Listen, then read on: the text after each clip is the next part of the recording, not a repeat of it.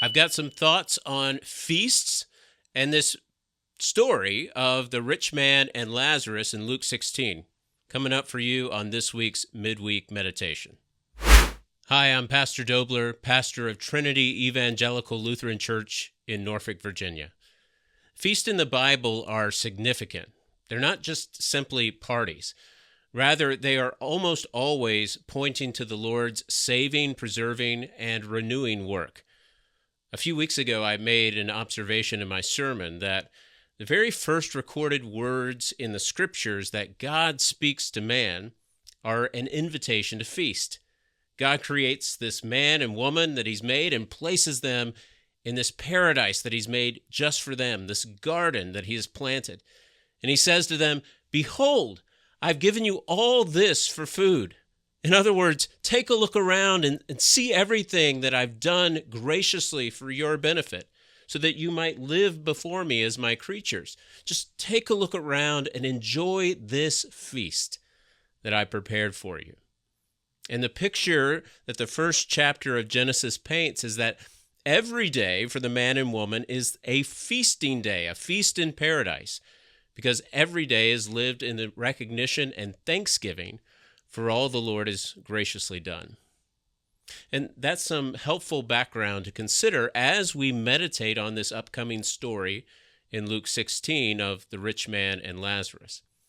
Now, I'm calling it a story for a reason. We're not entirely sure whether this is a parable or whether this rich man and Lazarus are actually two historical figures. And I don't have time to go into all the reasons for this, but there are two that are at least worthy of a brief mention. First, our gospel writer, Luke, never actually identifies this story as a parable. So there's no statement like, "And he told them a parable," saying, or "the kingdom of heaven is like."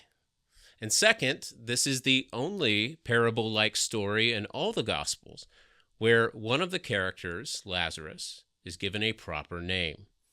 And ultimately, whether we call this story a parable or not doesn't diminish its teaching at all, but it's interesting to consider, and so I mention it to you. But back to the story. This rich man is described like a king. He's clothed in purple and fine linen, which were these very expensive clothes and always associated with royalty.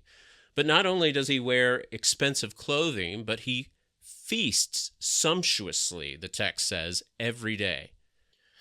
Now, we aren't necessarily shocked that a man who is as rich as a king is wearing fancy clothes and eating well. But what is surprising is that he feasts every day. Now, I just said that this was true in the beginning for Adam and Eve. Every day in paradise was a feast. But as we know, sin disrupted that feast. Instead of feasting by faith in what the Lord had provided for them, they believed the serpent's lie, and they chose to feast from his table instead. And that's when the party ended. Because of their rebellion, because they chose to live as gods unto themselves instead of believing God's word and living by his gifts, they were bounced out of the garden and forced to leave the feast.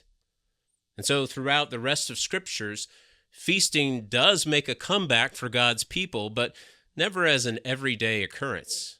Rather, after the fall in Scriptures, feasts are these periodic celebrations whereby God's people give thanks for the fact that despite their sin, God has shown them mercy. God has given them another harvest. God has delivered them from death and destruction, and even given back the things that they had lost. Just like we read in the parable of the lost sons just one chapter back in Luke 15. And so these special feasts are always looking up and looking ahead. Looking up with thanksgiving for God's grace and looking ahead in time for the last day, when God will, as Isaiah says in chapter 25, as he beautifully pictures when God will make a feast for all peoples on his holy mountain. And that's how we know that something has gone wrong in the heart of this rich man. In feasting every day, he is behaving as if the last day has already come. He's acting as if he's been able to himself recreate God's paradise on earth through the sheer exorbitance of his riches, And unlike Isaiah's vision of God's great feast for all peoples, one that will make an end of sorrow and sin and death, this man is content to enjoy his self-made paradise alone. And this poor, sick beggar named Lazarus lays at his doorstep, neglected, prey for wild dogs. I'll have a little bit more to say this coming Sunday on this text, and it is a fascinating text, but there's one thing that I think is worth continuing to meditate on, and that is there is a true and righteous sense in which Christians are called to feast sumptuously every day, and that is at the Lord's table. This is a wonderful thing to think about, that the Lord calls us to his table where he invites us to this feast. He feeds us on his body and blood and gives us forgiveness of sins and life and salvation. And every time we come to the Lord's table, we are in a very real way participating in the last day. And sometimes we even acknowledge this by calling Holy Communion a foretaste of the feast to come. When we dine at the Lord's table, it's as if, in a very real sense, the last day is breaking through to us. And we are living in that forgiveness of sins and that salvation that, again, Isaiah so wonderfully wrote about. It's just this beautiful picture of this new reality that God has accomplished for us through his Son, Jesus Christ.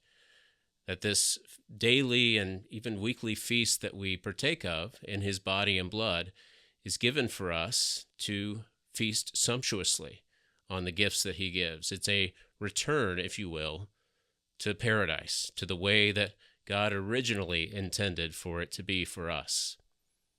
Well, I look forward to going through this text with you this coming Sunday, and look forward to seeing your faces. Until then, the Lord be with you.